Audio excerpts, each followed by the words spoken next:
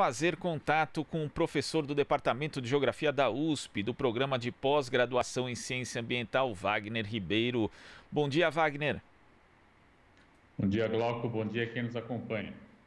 Wagner, a gente teve a troca da direção do ICMBio, né, do Instituto de Conservação do Instituto Chico Mendes, e na verdade houve ali uma substituição, quase uma militarização do órgão por parte do ministro Ricardo Salles. Como é que você viu essa troca, Wagner?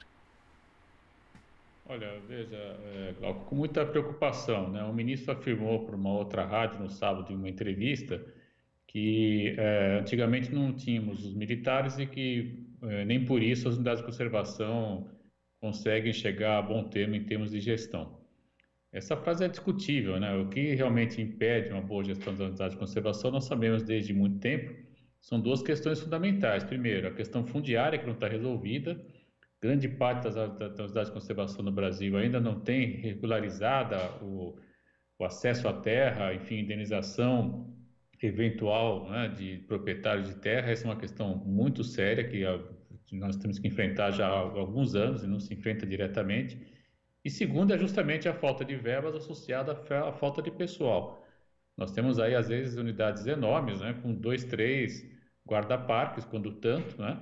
E mesmo hoje com os recursos tecnológicos, você tem aí drone, etc., tudo isso ficou bem mais fácil, mas ainda assim há uma carência de pessoal, uma carência de equipamentos, né? Ele mesmo criticou muito aluguel aí recentemente, né? No início da sua gestão, na verdade, de caminhonetes para fiscalização, enfim, quando na verdade esses instrumentos são fundamentais, são necessários para que você possa, a partir de um indicador de desmatamento ou de fogo, da presença de atividade irregular, ter a equipe prontamente em campo para ir lá atuar e fazer a manutenção, enfim, da biodiversidade, que é o foco central, a grande missão que o Instituto Chico Mendes tem, quando foi criado lá na gestão do Lula, então, lá em 2007.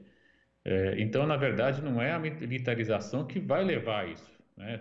Nós vamos conseguir melhorar o padrão de conservação da biodiversidade se nós suplantarmos essas barreiras que são estruturais, são históricas e que estão postas, inclusive, antes da própria criação do ICMBio. Eu preciso dizer isso.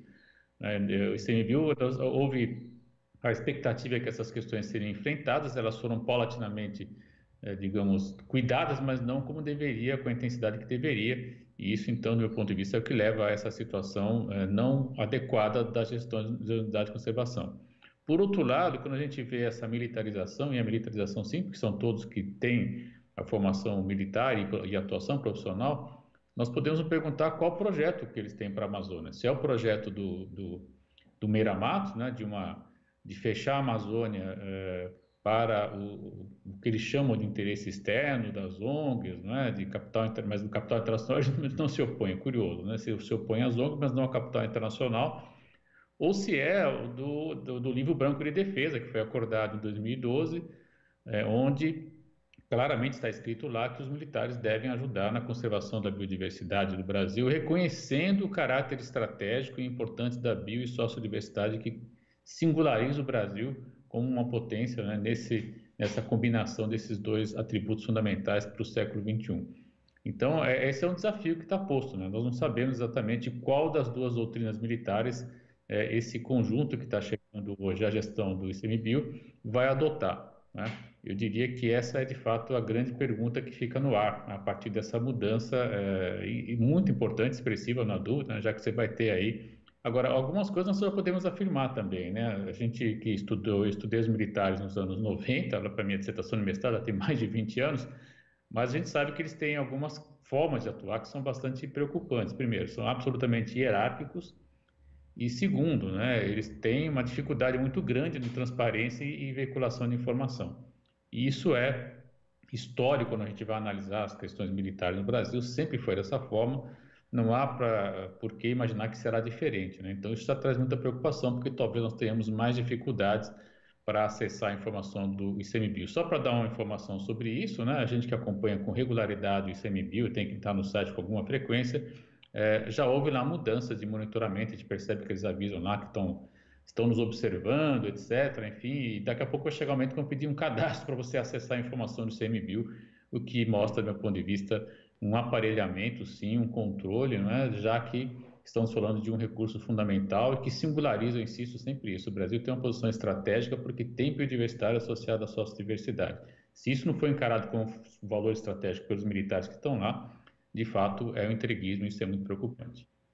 Agora, Wagner, essa mudança de orientação, ela também ainda tem uma outra questão, que no ano passado, tanto o ICMBio quanto o IBAMA tiveram aí verbas bloqueadas, tanto que em meados de setembro nem se sabia se iam ter recursos para encerrar o ano fazendo as suas atividades cotidianas, quanto mais uma possibilidade de ampliação da fiscalização. Então, essa conjunção aí de mudança de orientação com uma escassez de recursos é muito perigosa aí para a região amazônica em especial. Não há dúvida, Glauco, não há dúvida. Inclusive, essa semana, o The Intercept acabou de veicular também que, durante a gestão aí do Ricardo Salles, houve uma diminuição, né, da apreensão e destruição de equipamentos que promove a destruição da floresta amazônica, especialmente. E nós já assistimos ao resultado desse caos que você apresenta em termos financeiros e econômicos, né? No aumento do desmatamento do último ano, que foi extraordinário, bateu todos os recordes e, infelizmente, já estamos na trilha de aumentar ainda mais o desmatamento, ou seja, provavelmente quebraremos um recorde ainda esse ano é, do desmatamento, com um agravante também muito preocupante, né? A professora Maria Madalena, numa entrevista para uma outra mídia, também estava dizendo que já se assiste hoje, né, na Amazônia, especialmente nas unidades de conservação e também, especialmente nas unidades de uso extrativo, né, nas reservas extrativistas, o aumento da pressão pelo desmatamento, porque por conta da desativação da atividade econômica, grande parte daqueles que compravam castanha, açaí, entre outros produtos naturais, eles não estão fazendo a aquisição desses produtos, o que está fazendo com que as famílias, para sobreviver, acabem tendo que buscar na mata a sua alternativa de subsistência. E, então é mais um fator, né, mais um vetor que vai levar aí a agudizar, digamos assim, um cenário de desmatamento. Isso é muito preocupante, isso já está ocorrendo. Então é preciso também ter uma política rápida e quem deveria fazer essa política? Claramente o ICMBio, porque é quem faz a gestão das unidades de conservação, inclusive as reservas de extrativistas. Será que esse novo corpo dirigente está atento a essas questões? São perguntas que ficam no ar, a gente espera que sim, mas considerando toda a trajetória do ministro, eu acredito que esse sim é pouco otimista. Pois é, Wagner. E agora a gente abre para a participação de Marilu Cabanhas. Oi, Marilu. Oi, Glauco, oi, Wagner. Bom falar com você, Wagner. Bom, a Ah, gente Marilu. queria saber. Prazer. E eu queria que você falasse sobre essa decisão, né, do antiministro Ricardo Salles, né, porque realmente ele não protege nada ao meio ambiente, como ele está atendendo o pedido dos ruralistas, né, Wagner, os ruralistas logo no início, né, do governo já pediram a extinção aí do IBAMA, ICMBio, FUNAI. E aí a gente vai saber que daqui para frente vai se acirrar ainda mais os conflitos contra as populações indígenas, povos tradicionais, sem terra. Realmente é preocupante, né, Wagner?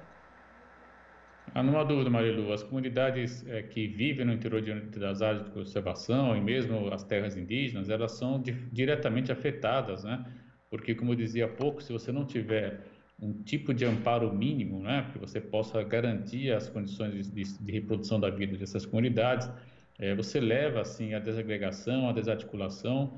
Agora, em maio, vai fazer um ano que nós tivemos a oportunidade de percorrer 16 comunidades lá no Baixo Rio Branco, em Roraima. Certamente o quadro que nós já vimos lá, que não era bom, está ainda mais debilitado, né? Nós sabemos, até por relatos de outros colegas que continuam a pesquisa, que de fato, né, está havendo uma desagregação das comunidades, porque eles estão ficando sem recursos, né? Sem dinheiro, a verdade é essa, porque não se está comprando o que eles produzem, e nessa direção, o que resta a eles? Né? A migração, a ida às cidades médias e grandes do entorno, levando aí um problema de êxodo rural, esvaziamento do campo e pressão nas áreas urbanas, com pauperização, que é o que acaba ocorrendo, infelizmente, e aí, nesse cenário de Covid, ainda é mais preocupante, porque pode se tornar também um vetor de expansão da doença, inclusive com retorno às comunidades.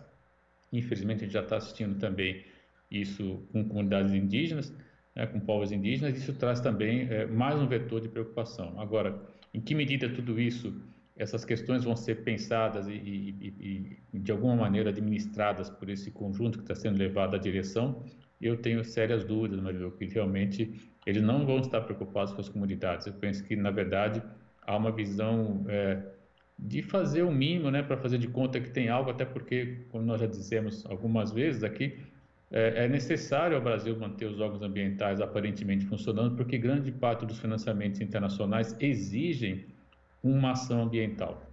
E é por essa razão, essa pressão internacional que se mantém. Não fosse isso, certamente já teria extinto o Ministério, já teria extinto, inclusive, IBAMA e ICMBio. Esse é meu ponto de vista. Perfeito. Obrigada, Wagner. Um abração para você. Abraço, Maria. Wagner, para a gente concluir, eu queria que você comentasse aqui um estudo da revista Nature, que foi publicado, se não me engano, ontem, falando das partículas em suspensão do coronavírus em forma de aerossol que foram detectadas no monitoramento ambiental de 2 hospitais de tratamento de Covid-19 em Wuhan, na China. O que isso representa, Wagner? Veja, Glauco, é um importantíssimo estudo que no grupo que a gente está lá no Instituto de Estudos Avançados foi vinculado ontem à noite, né? Esse artigo é um artigo que ainda está passando por revisão, mas ele já foi lançado porque ele é muito importante. E o que ele mostra é que claramente há uma possibilidade bastante real de que o Covid, né, esse vírus, ele esteja em suspensão na poeira. E isso é muito sério, muito preocupante. E o que esses colegas conseguiram fazer lá na China foi identificar que no entorno ao hospital, e principalmente nas áreas infectadas, seja toalete dos pacientes e também nas áreas de onde fica a equipe médica, havia sim, né, junto à poeira, havia também o Covid. A pergunta que está posta agora, que seria um desdobramento dessa pesquisa, é: será que esse vírus que está na poeira, ele pode transmitir ou não a doença? Essa é a pergunta que está posta, né? E para isso precisa mais de investigação. Mas, de qualquer modo, nós podemos associar isso, por exemplo, com uma situação de risco para quem está, por exemplo, fazendo ações fundamentais como varrição de ruas, né, nas metrópoles. Nós podemos pensar as implicações, enfim, para quando você tem vento forte, etc., né? E aí é uma contradição, porque a gente tem que ter as casas abertas, aeradas, sem dúvida, mas também é mais um cuidado de higienização com limpeza, remoção de pó e higienização também das casas. Então, é um alerta muito importante, né, que faz com que a gente tenha aí mais uma informação a levar em conta quando estou falando de uma pandemia com essa capacidade de transmissão que a gente está assistindo. Tá certo, Wagner. Muito obrigado pela sua participação e até semana que vem. Até a semana. Conversamos aqui com o professor do Departamento de Geografia da USP do Programa de Pós-Graduação em Ciência Ambiental, Wagner Ribeiro. Aqui você ouve as notícias que os outros não dão. Jornal Brasil Atual.